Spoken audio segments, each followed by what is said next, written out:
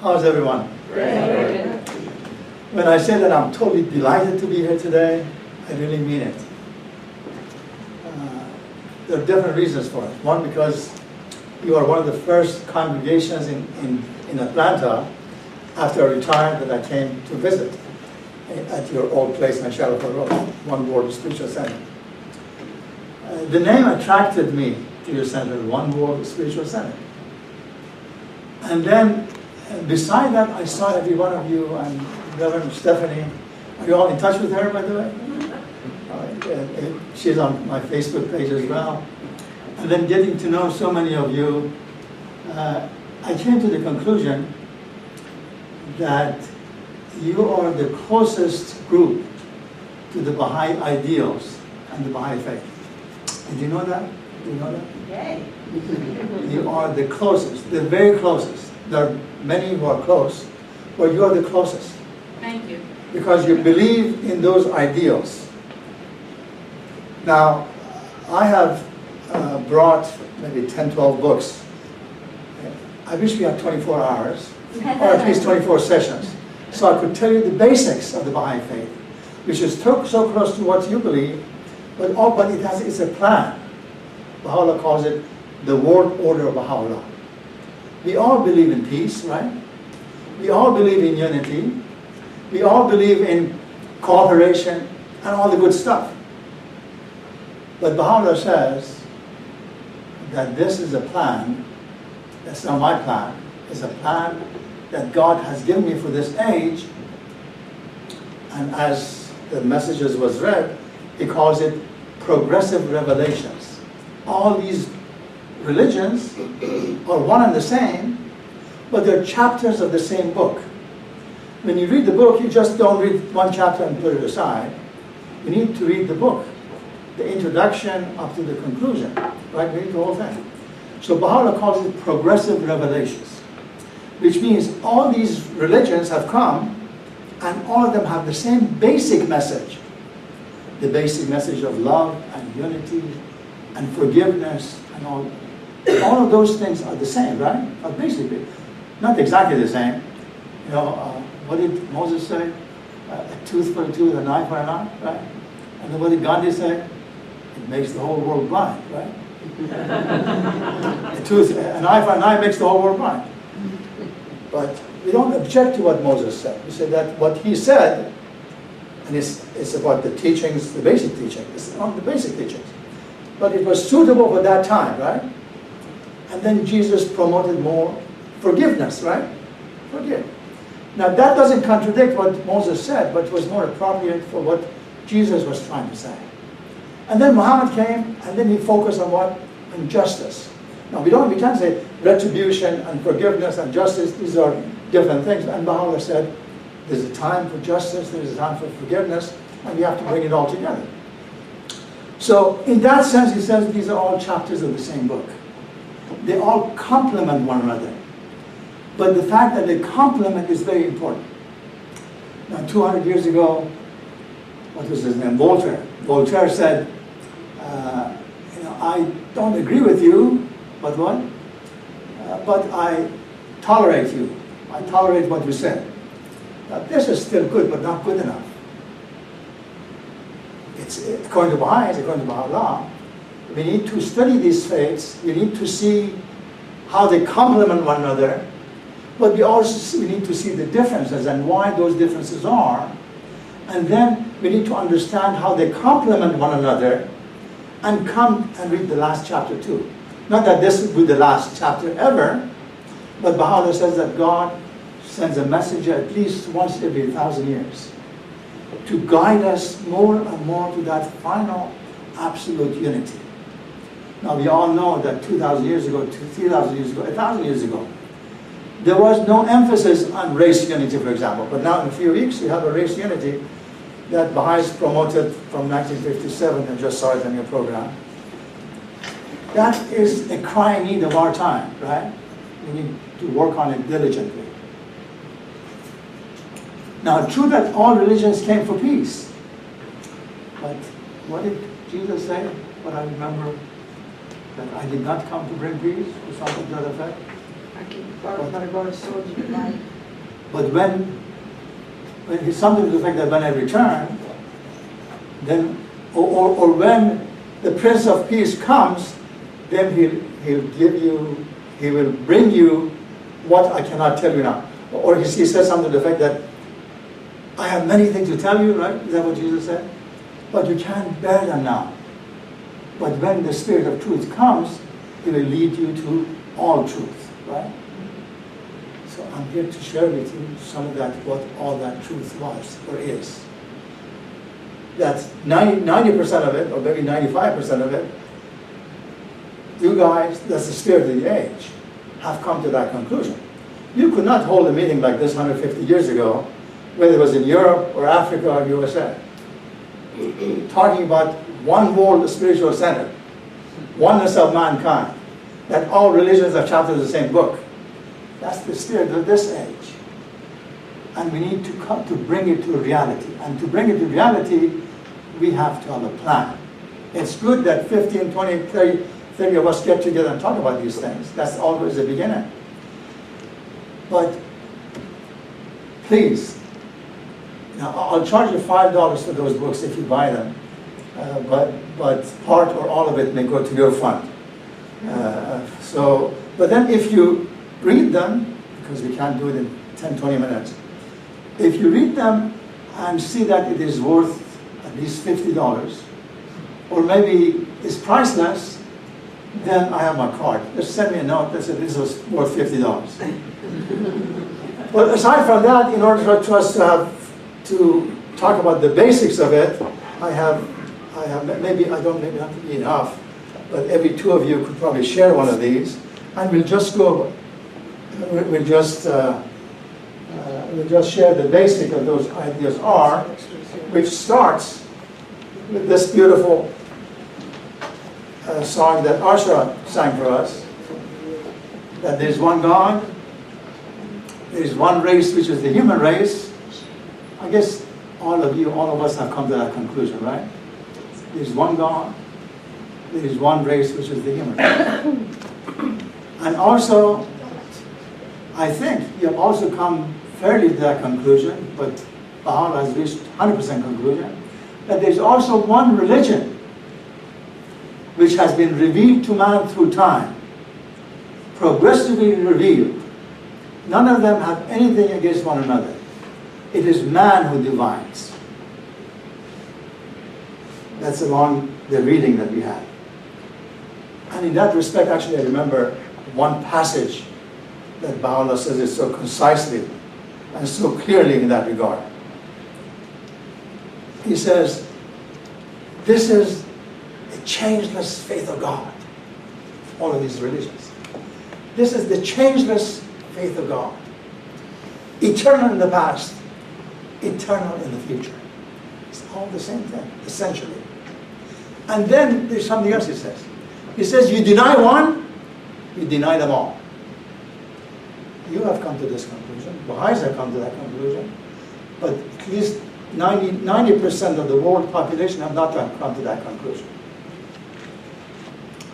We need to work on it. We need to work on it together. Awarely and understanding the urgency of it based on what we see today. Nationalism, racism, division, building walls, all of those kind of things is opposite of what God wants, right? What the spirit of this age is. And that's what we need to work on together. So, this essential, I gave you the card, no, I don't have that card, but let me borrow from you so I know what the essential things that Baha'u'lláh said. So, let's just go over this very briefly. And also, I gave you a gift, and that gift is what we see the essence of all religions are, right? Some of you will have it. It says that all religions, the purpose of it is unity, the purpose of it is love, the purpose of it is kindness. All of it is essentially, we know it all. We know it all. But then, what happens after that messenger leaves, after years have passed? Division and division and division. That is what we need to work on. you have understood it, we have understood it, but we need to see what this plan is. So we need, wherever we go, I think this would be a good guideline to have. To emphasize that there's only one God. To emphasize that all religions come from the same God. You know, when you see a Muslim or a Jew or a Christian who says, no, this is the only way, and everybody else goes to hell, we need to patiently and kindly and gradually talk to them that that's not so. And that reminds me, you know, we have an interfaith group, Reverend Melanie and Sydney sometimes come to that, and I went to invite a new minister from another church. I won't tell you what denomination. But I knew that person. He's a wonderful man, very kind, and he helps the needy and the poor much more than I do, and all that kind of stuff. But then I invited him to that group, and he says, no, I'm not coming. I said, why not? And he said, you will all go to hell. And I said, why? He says, we all go to hell. This is the only way, and that's the path. Then I was a little shocked, and I didn't know what to say. I told him, like, can we go to lunch? He said, hesitated, he said, okay. So we went to lunch, and one thing, I'm talking too much right now, but one thing that Bahá'u'lláh teaches us is that try to listen. So I went there, and it was over an hour of lunch, and I really listened. I seldom said a word. I was just very happy to see him and talk to him. And he said everything he wanted to say. And then at the end he says, I enjoyed our conversation. I hadn't said a word. I enjoyed our conversation. I have to pay for lunch. I let him pay for lunch. So that was a free lunch, but it was worth it. But ultimately we know that everybody is good. Everybody wants to do good. But we need to update ourselves in the fact that if there's one God, if there's one man, if there's one religion, which is gradually revealed, we need to patiently let people understand it. So now, in the coming few months, I've promised to Reverend Melanie that we are going to go church to church and invite them to our interfaith group. That's the beginning.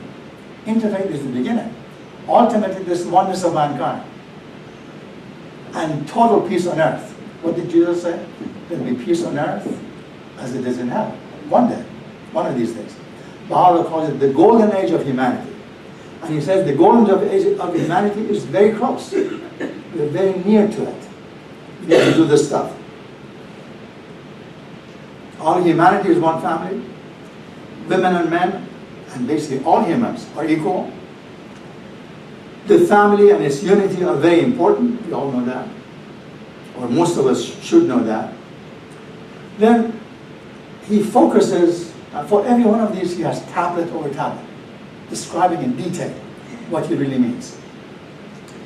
He says everyone must receive an education. Until 100 years ago, 150 years ago, you know, there was very few people who had any education whatsoever. I don't know what percentage was in this country, but in many countries in Africa and Asia particularly, there was probably 1% who had any education whatsoever. That education, including spiritual education, is very important. Because when we're all educated, then we can sit down and talk. If not, then it's the beginning of what? Prejudice, superstition, and unfounded dogmas. So that becomes his next teaching, basically, that we need to work on prejudices, whether it's racial, religious, nationalistic, economic. These are all destructive. We need to work on them. And for that, he has a plan. By the way, Bahá'u'lláh, who from the moment he gave his mission, which was 1852, until he passed away, which was 1892, 40 years. Just like Jesus, he was persecuted in an unimaginable way. Sometimes just killing one person one time is easier than 40 years of persecution, exile, and banishment from one place to another. So there was a passage I was reading that just like Abraham, he was banished from place to place. Just like Moses, he supported his flock, making them understand what his message is. Like Jesus, he bore the persecution for 40 years. And so it goes on and on. And just like Buddha, he came from a noble family. So all of these prophets have many things which are in common, which are very much alike. Because my time is limited, let's go through this shortly. So, and some of these prejudices and superstitions, you know, we read the passage from the Old Testament, or from the New Testament, or from Quran. Many of them, if you read them literally, you become dogmatic, I think. You become prejudiced, you become superstitious.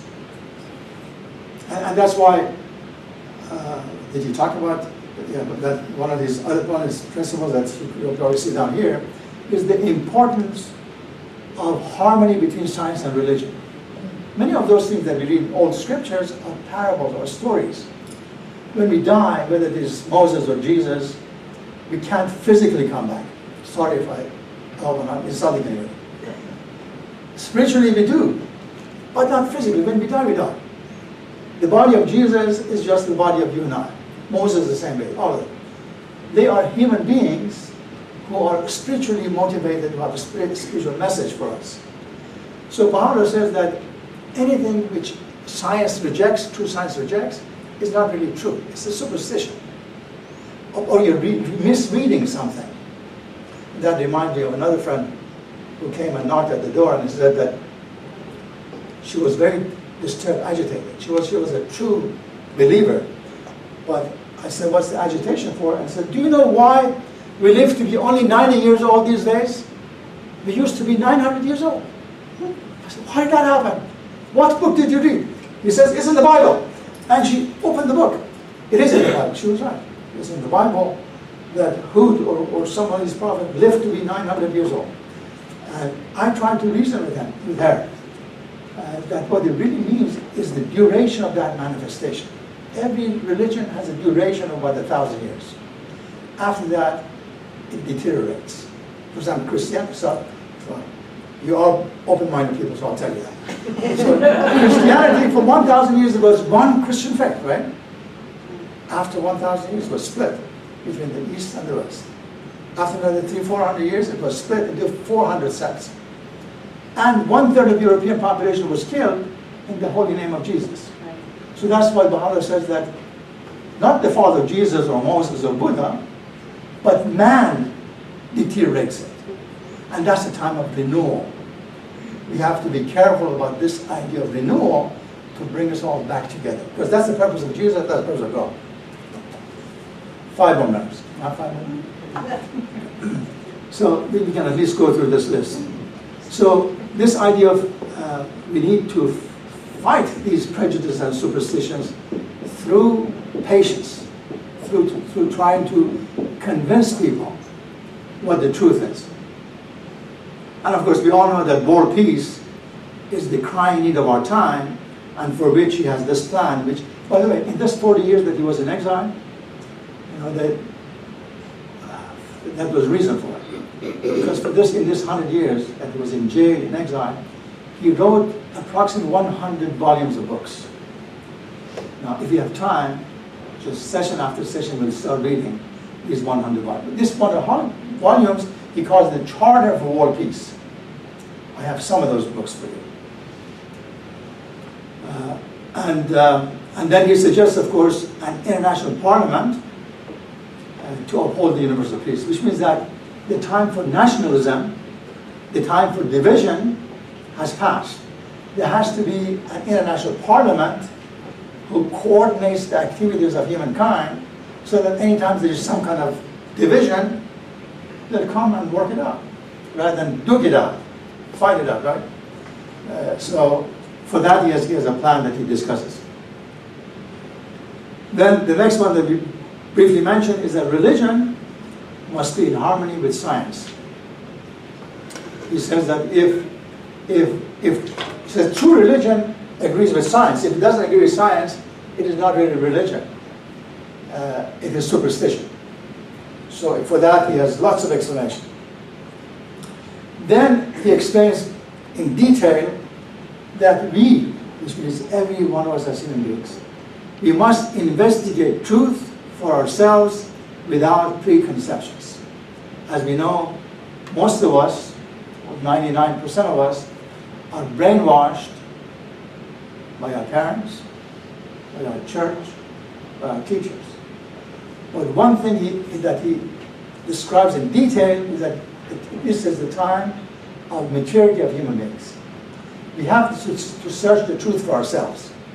And when we do that, then we all help in the point of bringing us humanity to the point of unity. So that is an essential. Actually, the first teaching of the Baha'i Faith is independent, unfettered search for truth. That's the only way when the world can become one world, one human being. Then, for that, he has also a vision of an international language to promote understanding among all people. Now, it is becoming probably English language that across the globe will speak. But 150 years ago when he gave this message, this wasn't so. But he's emphasizing the fact that every school, they should teach the native language, but also a second language that everyone across the globe, when we travel, when we see each other, can talk to one another. And that would also reduce or eliminate part of these prejudices and superstition against one another. We all know about this next one now, that a lot has to be done for it. It says our economic problems are linked to the spiritual problems. Now, there are so many things in this country that I like, but this one, I'll tell you privately, that this is the country where the distance between the very rich, who has billions and billions stacked on top of another, and the 40 million people who are either homeless or don't have enough to eat, is worse than many other countries, particularly all the European countries.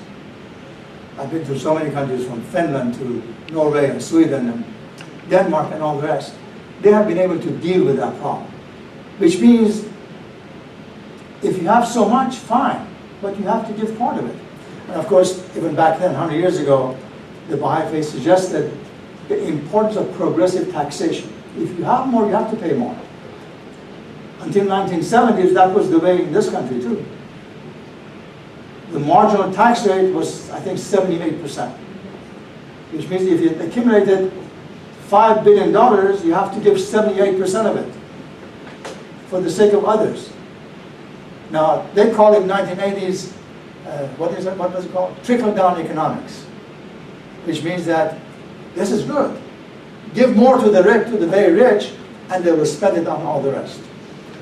Not only that didn't happen, it made it worse. From 1980s until now, the situation of the extreme of wealth and poverty has become worse.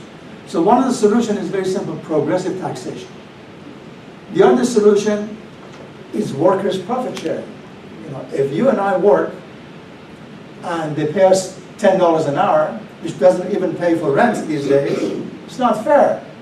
And then the CEO gets $50 million. I mean, that's nobody can really earn $50 million. That's just the way the system is. So this dealing with the extreme of wealth and poverty is another question.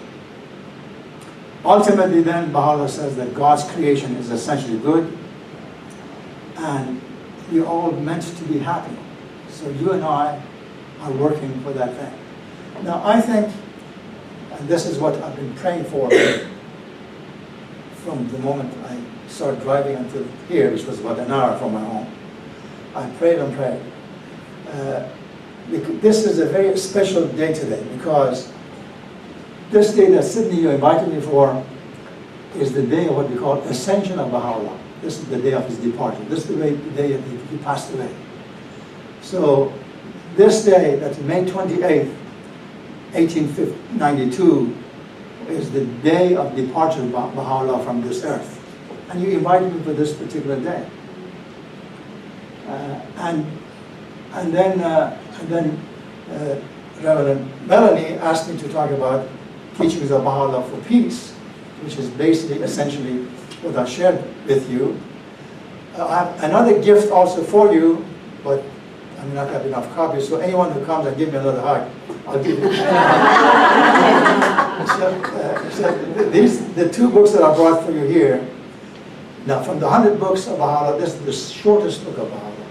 It's called The Hidden Words of Bahá'u'lláh. So I'll give you, some of you, I'll give you a copy of that. For the others, I'll give you what you told me to believe in, which is one light, many lamps. All these religions have come, they're all chapters of the same book. I'll conclude with this passage from Baha'u'lláh. The purpose of religion, as revealed from the heaven of God's holy will, is to establish unity and concord amongst the people of the world. Make it not the cause of dissension and strife. The religion of God and His divine law are the most potent instruments and the surest of all means for the dawning of the light of unity amongst men. Baha'u'lláh. Thank you very much. Thank you.